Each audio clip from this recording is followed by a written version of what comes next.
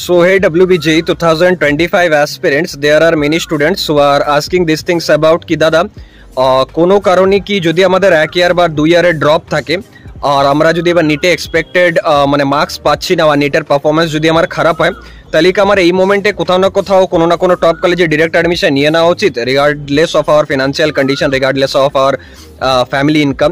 তো আমি তোমাদের সবাইকে একটাই ব্যাপার বলতে চাই যে দেখো, তুমি যদি নিটে ভালো পারফর্ম করতে পারো নি আর ডাব্লিউবিজিতে তোমার বিলো 50 বা অ্যাবাভ 50 স্কোর আছে, তো যদি অ্যাবাভ 50 স্কোর থাকে তাহলে definitely you will get a good seat. Not might be in government college but private কলেজের যে টপ ব্রাঞ্চেস আছে সেটা মানে পাওয়া যেতে পারে, চান্সেস আর দেয়ার, বা সিএসসি স্পেশালাইজেশন, ইসি, আইটি এত দূর দিয়ে তুমি পেতে পারো। বাকি যদি তোমার বিলো 50 আসছে তো সেখানে একবার অ্যাটলিস্ট তোমার কাউন্সেলিংয়ে বসা দরকার। কেউ চোখ বন্ধ করে ডিরেক্ট অ্যাডমিশনের জন্য এখন এগোবে না, কারণ তোমার সামনে কাউন্সেলিং আছে। কাউন্সেলিংয়ে যদি অ্যাটলিস্ট তুমি একবার ট্রাই করো যে হ্যাঁ দেখা যাক না যে যদি টপ কলেজে আমি ইলেকট্রিক্যাল অবধিও পাই বা সাপোজ এইআই পাই বা বায়োটেক পাই, তো সেটাও কিন্তু খারাপ একটা সিট হবে না। আর তারপর তো তোমার কাছে অপশন থাকছে যে ওই সিটটাতে পারলে তুমি অ্যাডমিশন নিতেও পারো, নাও নিতে পারো, কোনো জোর জবরদস্তি তো নেই, কারণ ডিরেক্ট অ্যাডমিশন তো তারপরও হয়।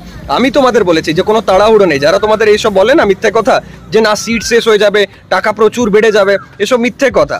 সিট কাউন্সিলিং এর পরও কিন্তু বেঁচে থাকে। আমি বলছি আমি তোমাদের অ্যাডমিশন করাবো, বাট অ্যাটলিস্ট আগে ফাইট করো কাউন্সিলিং এর জন্য।